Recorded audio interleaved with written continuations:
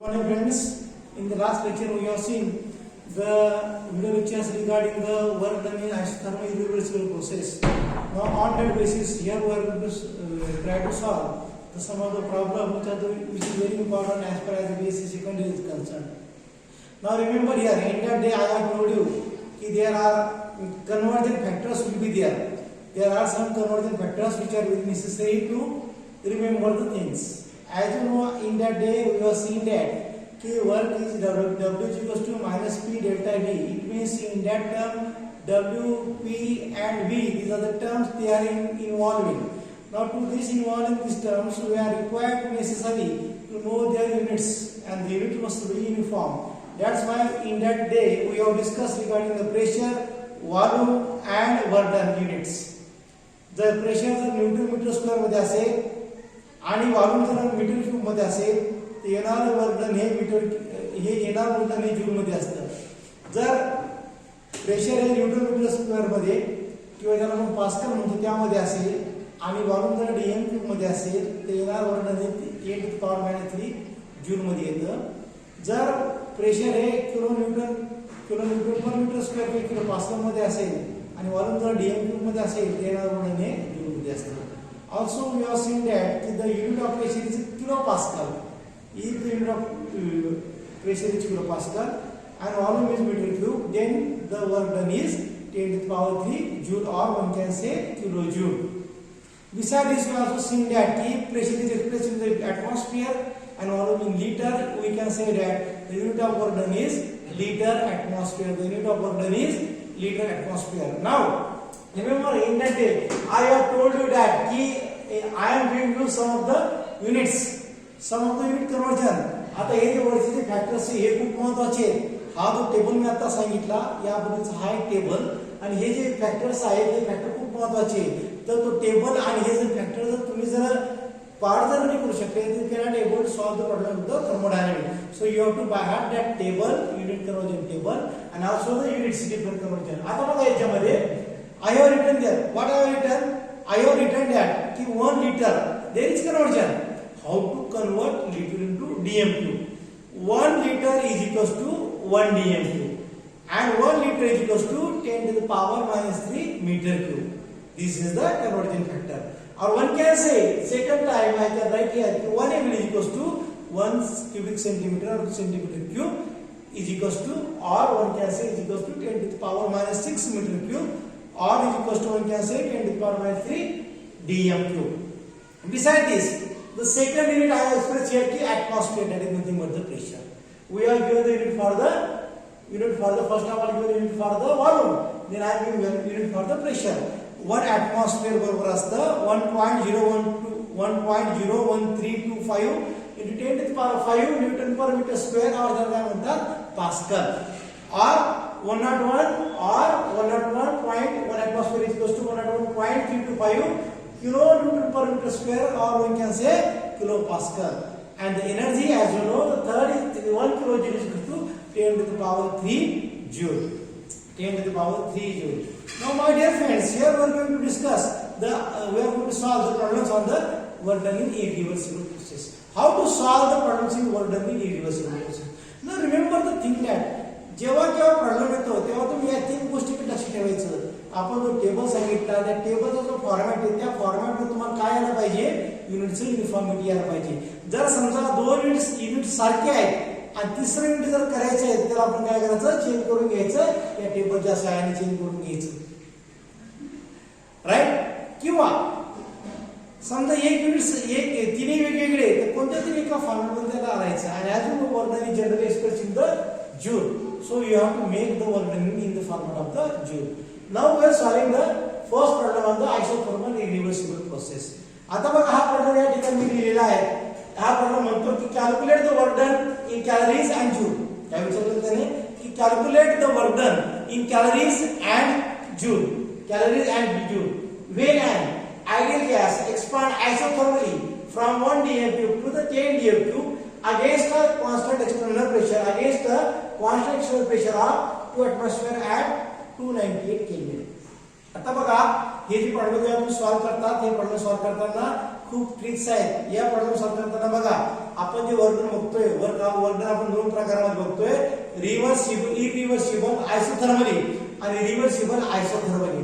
आता या दोन्ही प्रोसेसमध्ये दोन वेगवेगळ्या प्रकारचे फॉर्म्युले वापरण्यात येतात. तर म्हणून ध्यान ठेवायचं की वर्क कसं ओळखायचं की आयसोथर्मल इरिव्हर्सिबल आयसोथर्मल म्हटलं आहे का रिव्हर्सिबल आयसोथर्मल म्हटलं आहे, हे कसं ओळखायचं मी आता यावेळेस सांगणार आहे बघा या ठिकाणी.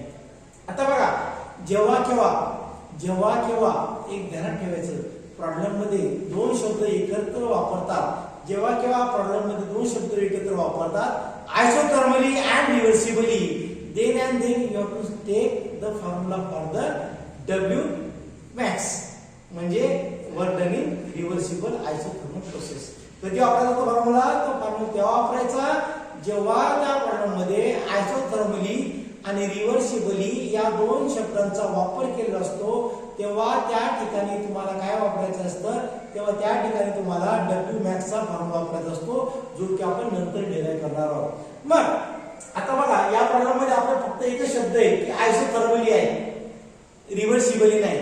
म्हणजे it is clear that this problem belong to the isothermal irreversible process. आता बघा या ठिकाणी दिलेले वर्क डन कॅल्क्युलेट करायचे आणि काय होतं, गॅसचं काय एक्सपान्शन होतं. एक्सपान्शन होतं म्हणजे काय, व्हॉल्यूम चेंज होतं. व्हॉल्यूम चेंज होतं म्हणजे काय, एक्सपान्शन म्हणजे काय, इनिशियल व्हॉल्यूम हे कमी असतं, फायनल व्हॉल्यूम हे जास्त असतं. Means final volume is greater than the initial volume. Are you getting? म्हणजेच काय, या ठिकाणी प्रॉब्लेम बघून गिव्हन डाटा द्यायचा. आता बघा हा प्रॉब्लेम मी आयडियल प्रॉब्लेम म्हणून सॉल्व्ह करत आहे. तुम्ही प्रत्येक प्रॉब्लेमला या प्रकारे तुम्ही सॉल्व्ह करायचं आहे, कारण की this is the virtual classroom. You can not able to solve this so many problems here. व्हाय?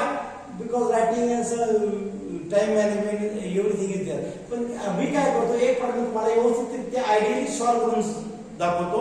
तो प्रॉब्लेम तुम्ही त्या ठिकाणी काय करायचंय की तसंच लॉजिक पूर्ण लावून तुम्ही तो दुसऱ्या प्रॉब्लेमला अप्लाय करायचे. आणि जेव्हा केव्हा तुम्हाला कुठे डिफिकल्टी असेल you can ask to my WhatsApp number और you can contact me in the college ना. ओके. आता बघा प्रॉब्लेम लिहित असताना एकदम ध्यान ठेवायचं की हा प्रॉब्लेम आपण लिहायचा कसा, हा प्रॉब्लेम लिहायचा कसा, ते सुद्धा टेक्निक आहे. प्रॉब्लेम लिहिताना एक टेक्निक ध्यान ठेवायची की तुम्ही या ठिकाणी बघा आता जसा प्रॉब्लेम वाचला तसा डाटा लिहायचा. आता बघा हा डाटा लिहित असताना काय करणार तुम्ही की बघा हे तीन तर हे बघा या ठिकाणी काय आहे, या ठिकाणी तुमचे महत्वाचे मुद्दे आहेत. बघा कोणकोणते मुद्दे या ठिकाणी, गिव्हन डाटा. गिव्हन डाटा काय दिले, नंबर 1 काय दिलं, नंबर 2 काय विचारलं, नंबर 3 काय फॉर्म्युला वापरायचा, नंबर 4 युनिट कन्व्हर्जन आहे का, आणि नंबर 5 आन्सर विथ युनिट. या 5 गोष्टी तुम्ही ध्यानात ठेवायच्या. काय कोणताही प्रॉब्लेम काय करणार तुम्ही, गिव्हन डाटा काय दिलेले एवढं तर लिहित आहे, बघून लिहायचं गिव्हन डाटा, काहीच करायचं डोकं लावायचं नाही.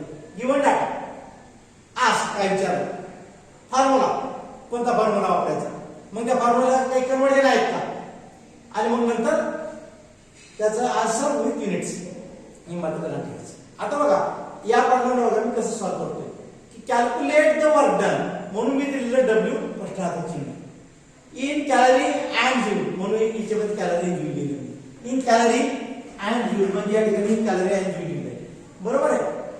when an ideal gas expand काय होतो, एक्सपान्शन. आयसोथर्मली म्हणजे काय, temperature of the system remains constant. Isothermally from कुठून 1 dm³ ते 10 dm³, 1 dm³ टू 10 dm³ म्हणजे काय, V1 is 1 dm³, V2 is 10 dm³ against the constant external pressure to atmosphere असे लिहून घेतलं मी. हे नंतरचा भाग सांगतो तुम्हाला समजून घेतल्या तीन गोष्टी लिहून. आता या ठिकाणी हे पण लिहिते आपल्याला की T is equal to काय लिहिलं आपल्याला, T is equal to 298, T is equal to 298 kJ. पण हे जे हे मुद्दे फसवण्यासाठी दिले तुम्हाला, हे जे मुद्दे फसवण्यासाठी दिले, कारण काय की जेव्हा आयसोथर्मल रिव्हर्सिबल प्रोसेस असते तेव्हा त्या ठिकाणी त्या प्रॉब्लेमला टेम्परेचर रिक्वायर असतं कॅल्क्युलेट करायला आणि नंबर ऑफ मोल्स रिक्वायर असतात. या ठिकाणी फक्त टेम्परेचर मेजर केले, नंबर ऑफ मोल्स नाही, फक्त दिलेलं आहे की या टेम्परेचरला गॅस एक्सपांड होतो, दिलेलं आहे फक्त, बाकी काहीच नाही.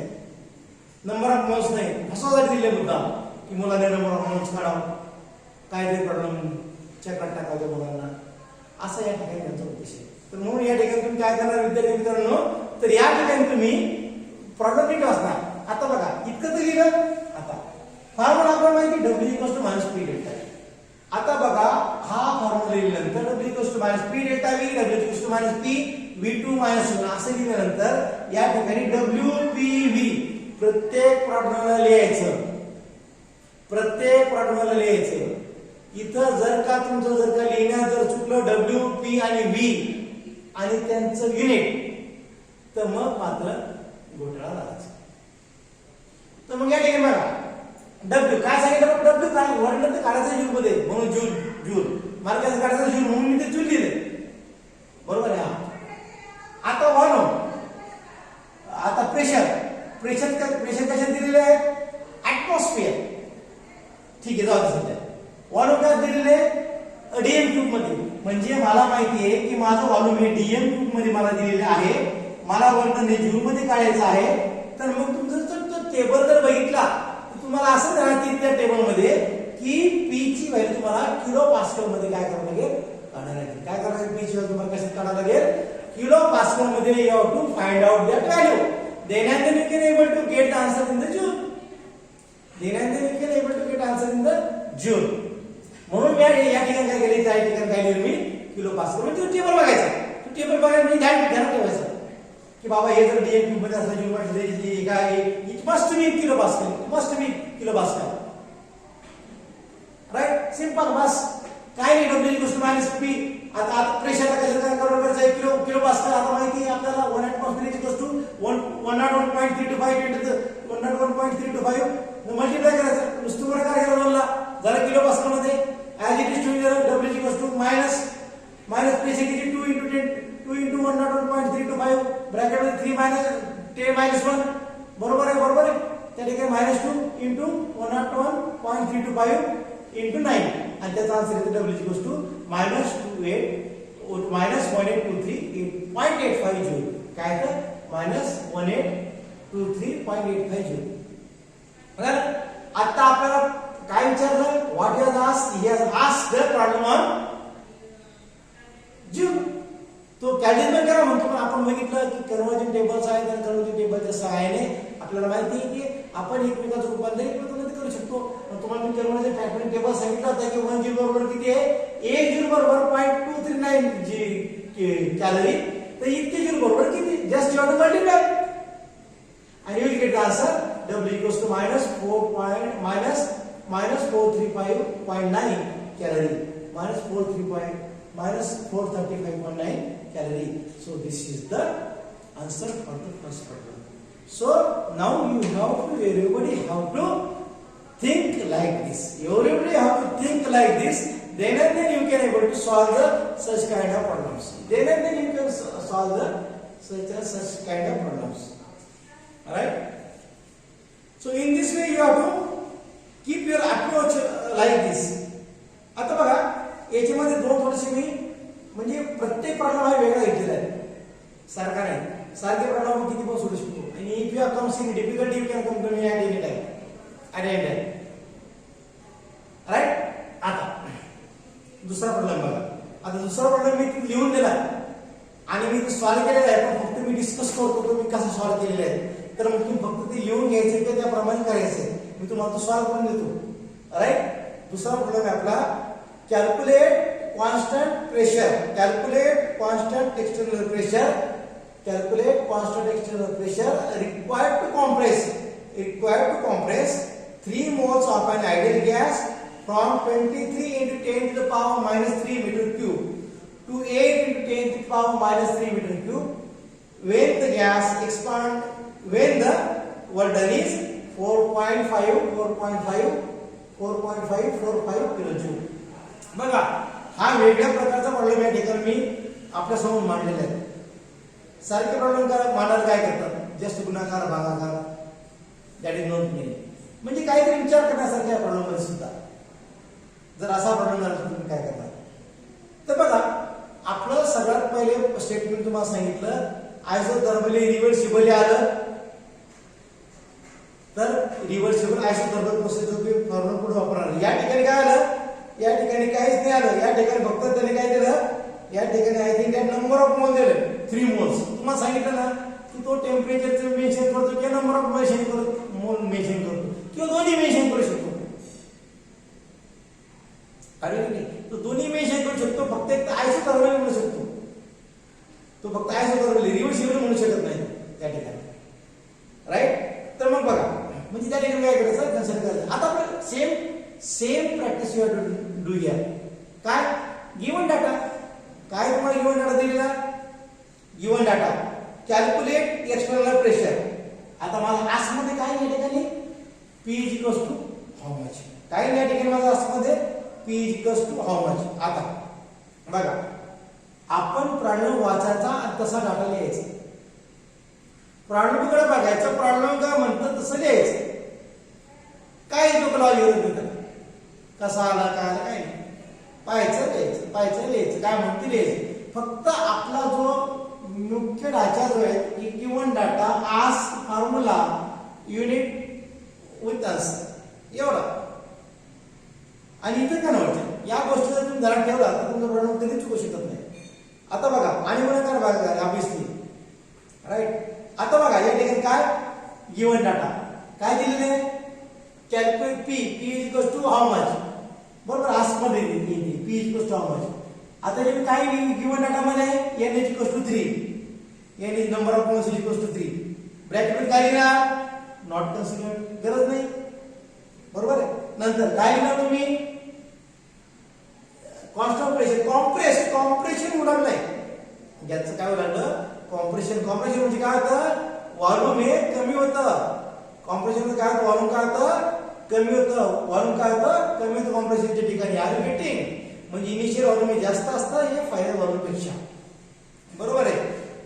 काय दिलं तरी 23 × 10⁻³ metre cube to 8 × 10⁻³ metre cube. बघा दोन्ही व्हॉल्यूम बघा फायनल व्हॉल्यूम नाही बघा.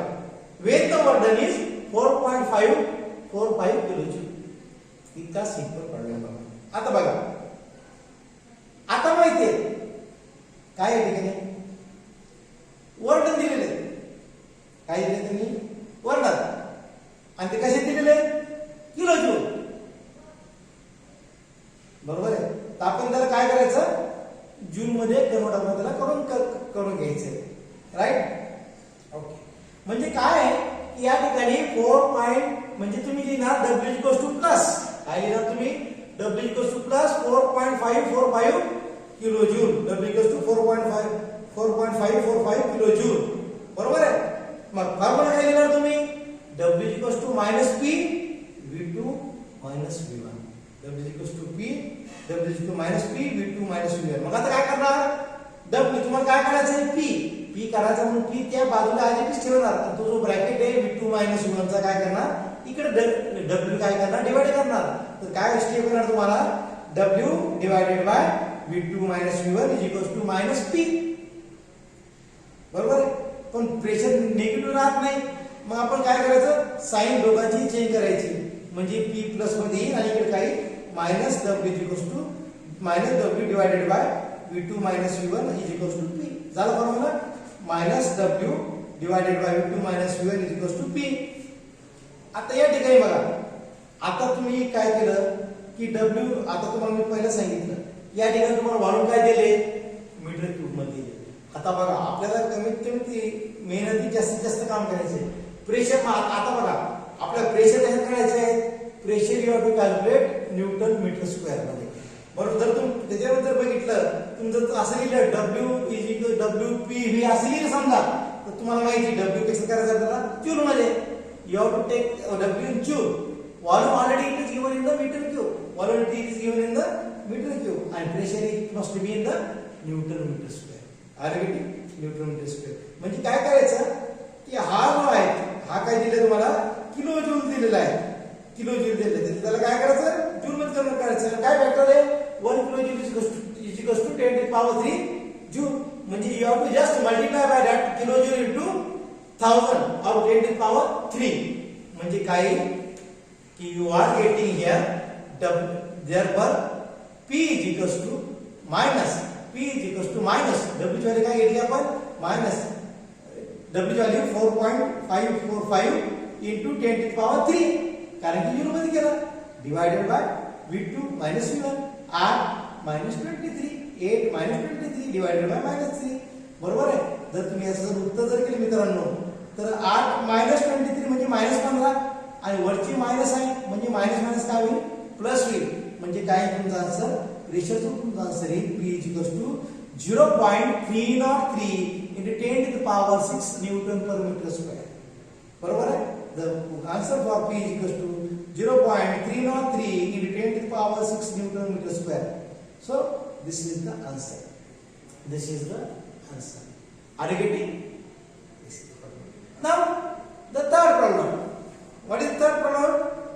आता बघा मी डायरेक्टली करतोय बरोबर आहे. कॅल्क्युलेट द फायनल व्हॉल्यूम म्हणजे काय विचारलं फायनल व्हॉल्यूम म्हणजे V2 फायनल व्हॉल्यूम काय असतो V2 ask V2 in metre cube कशामध्ये विचारलं आणि मीटर क्यूब मध्ये बरं ठीक आहे चालेल ठीक आहे. Calculate the final volume in metre cube of an ideal gas that expands from 15.5 बरोबर आहे म्हणजे 15.5 into 10 to the power -3 metre cube काय झालं V1 बरोबर आहे. Against the pressure of 2.0 to 10 to the power 5 pascal म्हणजे P बरोबर आहे 2.02 into 10 to the power 5 pascal बरोबर आहे. आता बघा या ठिकाणी काय आहे कोणती केस आहे मागच्या वेळेस कॉम्प्रेशनची केस होतं म्हणून वर्णन काय होतं ठिकाणी तुमचं प्लस मध्ये होतं. या ठिकाणी कोणती केस आहे एक्सपान्शनची केस आहे वर्णन काही निगेटिव्ह काही तुमचं वर्णन निगेटिव्ह देअरफॉर मग तुमचं जे हे काही की W = मायनस त्याच्यावर काय असं मायनस 1.515 किलोजूल आणि तुम्हाला माहिती आहे किलोजूलचं रूपांतर जूल करताना 10 to the power 3 काय करायचं मल्टिप्लाय करायचं. What is us? V2 is us. What is us? V2 is us. What is formula? Same formula. W = -P V2 - V1.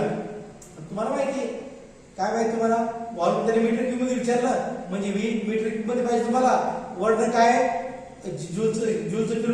Joule मध्ये केलं आणि प्रेशर काय आहे already it is given in newton metre square. You have to put it here W = -P V2 - V1. आता आपल्याला काय करायचं या ठिकाणी you have to calculate the final volume means V2. मग आता या ठिकाणी काय करणार W divided by P W divided by P = -V2 by V1. मग काय होईल तो मायनस या साईडला शिफ्ट होईल = W divided by P V2 - V1. मग आता काय होईल आपल्याला काय काढायचं आहे V2 काढायचं आहे मग V1 काय करायचं इकडे मायनस करून घ्यायचा आर्बिटिंग इकडे प्लस करून घ्यायचा म्हणजे काय V1 - W by P = V2 V1 - W divided by P = V2 आणि काय होईल तुमचं V1 काय दिले तुमचं V1 15.5 into 10 to the power -3 minus आता W काय W तुमचं मायनस मध्ये 1.515 10 to the power 3 divided by P काय 2.02 into 10 to the power 3 10 to the power 5 = V2. मग काय तुमचा answer final V2 = 23 into 10 to the power -3 meter cube 23 into 10 to the power -3 meter cube. So this is the final volume of this problem, right? So in this way you have to keep your approach towards the problems. If you keep approach like this you can able to solve any problem at any time, right? So thank you very much. Try for another problems and come to me. Thank you. We will meeting on the next lecture. Thank you very much.